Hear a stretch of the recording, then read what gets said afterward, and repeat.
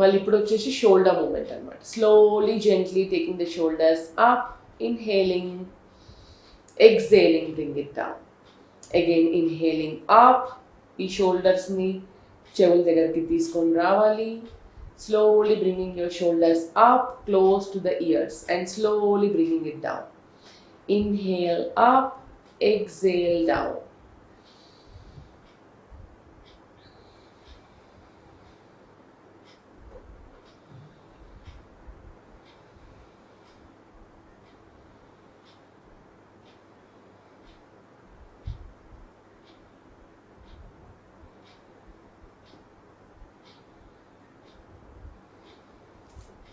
మళ్ళీ చేతుల్ని స్ట్రెచ్ చేసి ఇక్కడ ఎల్బోస్ దగ్గర బెండ్ చేసి ఇక్కడ షోల్డర్ జాయింట్ నుంచి రొటేషన్స్ విత్ ఫోల్డెడ్ ఎల్బోస్.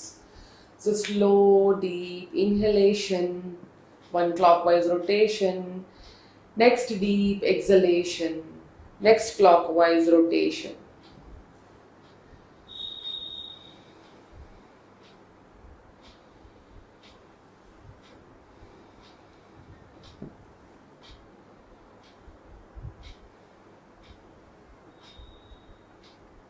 మళ్ళీ anti clockwise rotation, opposite direction. Inhale, next anti clockwise rotation, exhale.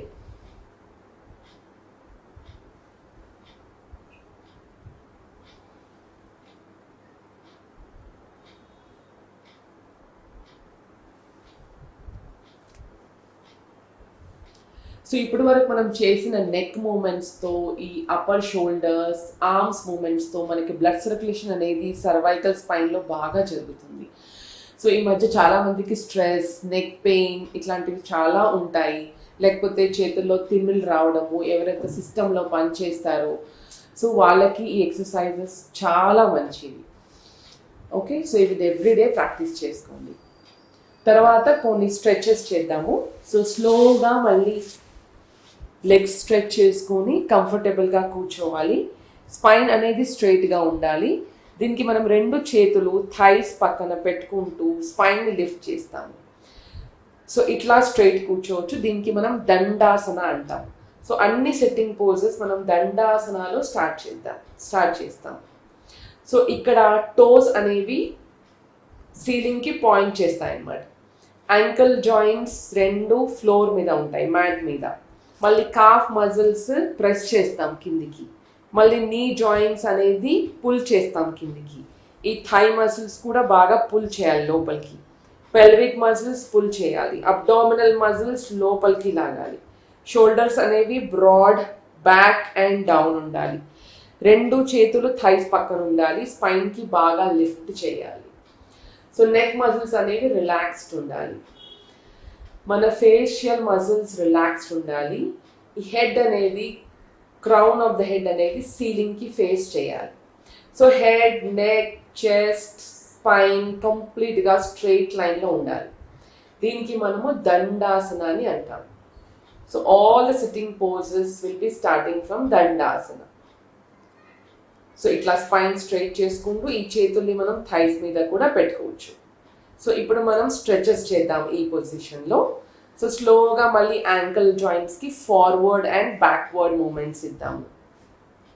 Slowly inhale చేసుకుంటూ ఈ యాంకిల్ జాయింట్స్కి ఫార్వర్డ్ బెండ్ చేద్దాము. So toes pointing forward, toes అనేవి ముందుకు వస్తాయి. మళ్ళీ ఎక్సలేషన్ చేసేటప్పుడు టోస్ అనేవి మన దగ్గర వచ్చేస్తాయి. సో స్లోగా ఇన్హేలింగ్, ఎక్సేలింగ్.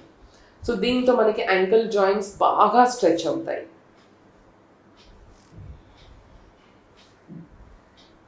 సో ఇక్కడ మనకి యాంకిల్ జాయింట్లో ఎఫెక్ట్ అవుతుంది, మన కాఫ్ మజిల్స్ బాగా స్ట్రెచ్ అవుతాయి, మన నీ జాయింట్స్కి బాగా బ్లడ్ సర్క్యులేషన్ పెరుగుతుంది, థైస్, హిప్ జాయింట్స్ వరకు మనకి ఎక్సర్సైజ్ అవుతుంది. సో ఈ మూమెంట్ అయిపోయిన తర్వాత మళ్ళీ 2 కాళ్ళకు దూరం పెట్టి స్లోగా జెంటిల్గా మళ్ళీ 2 టోస్ ఫేసింగ్ ఇన్వర్డ్స్, మళ్ళీ outwards. Inhaling, bringing them together and exhaling, taking them away. ఇక్కడ కూడా మనకి మొత్తం lower part of the body బాగా వర్కౌట్ అవుతుంది. బాగా స్ట్రెచ్చింగ్స్ అవుతాయి muscles, calf muscles, hamstrings, knee joints.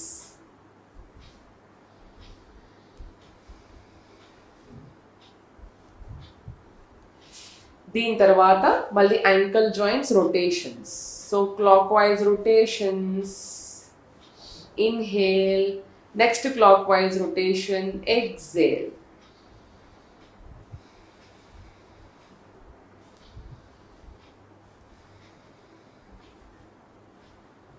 మళ్ళీ anti clock wise rotations, clockwise and anticlockwise. Inhale and exhalation during the clockwise and anti-clockwise movements of the ankle joints. మళ్ళీ రెండు కాళ్ళని దగ్గర తీసుకొచ్చి మళ్ళీ knees up and down, up and down. Okay, మళ్ళీ దీని తర్వాత స్లోగా జెంటిల్గా ఈ లెగ్ మూమెంట్స్ని స్ట్రెచ్ చేయాలి. మనం రెండు కాళ్ళు బాగా స్ట్రెచ్ చేయాలి. ఎంత స్ట్రెచ్ అవుతే ఎంత స్ట్రెచ్చింగ్ చేద్దాం. సో స్ట్రెచ్ చేసిన తర్వాత we will feel all the stretch in the thighs అన్నమాట. toes pointing upwards. సో స్ట్రైట్గా కూర్చొని స్లోగా వేస్ట్ లైన్ అనేది ట్విస్ట్ చేసుకొని touching the big toe, left big toe with the right hand. Okay, మళ్ళీ bringing it to the center, again slowly gently turning the waistline on the right side. మళ్ళీ left హ్యాండ్తో right big టోని touch చేయాలి. మనం ముందు కొంగకుండా స్పైన్ని straight పెట్టి ఓన్లీ ట్విస్టింగ్ మూమెంట్ అనమాట. స్లోగా జెంట్లీగా inhaling, holding the left big toe with the right hand, exhaling coming back to centre, inhaling, holding the right big toe with the left hand, again exhaling coming back to centre.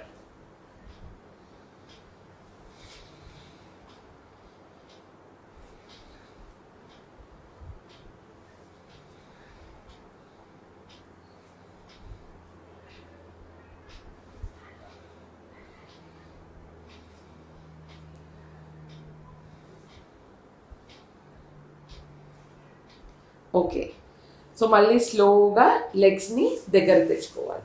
Again back to Dandasana position. Okay,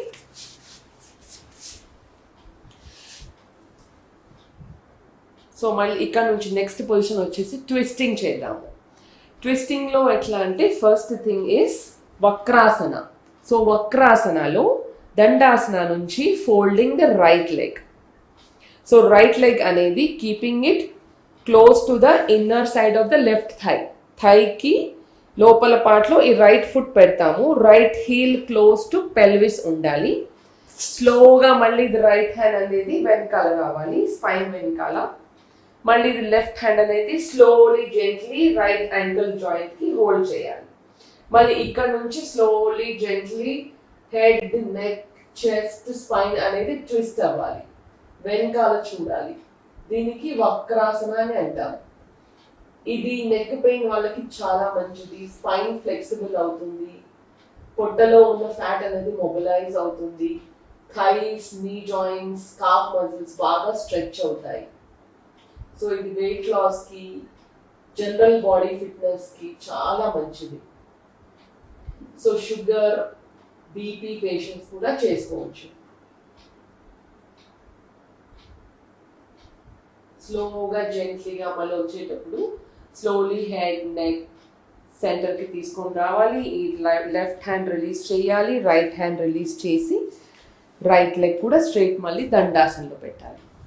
మళ్ళీ స్లోగా folding the left leg, left heel అనేది close to pelvis ఉండాలి, left leg close to the inner side of the right థైకి touch అవ్వాలి. మళ్ళీ left hand అనేది spine వెనకాల పెట్టాలి. ఇట్లా స్ట్రైట్ పెట్టి స్పైన్ని లిఫ్ట్ చేయాలి so that the spine straight ఉంటుంది.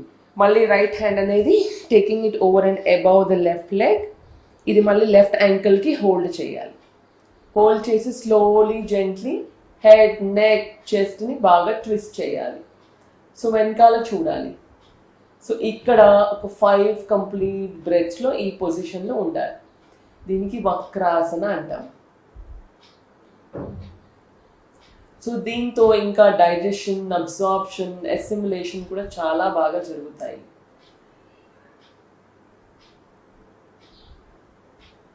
So slowly gently first head, neck సెంటర్కి తీసుకొని రావాలి. Releasing the right hand, left hand, మళ్ళీ లెఫ్ట్ లెగ్ అనేది స్ట్రైట్లో పెట్టాలి. దండాసన. సో దీనికి వక్రాసన అని అంటాం.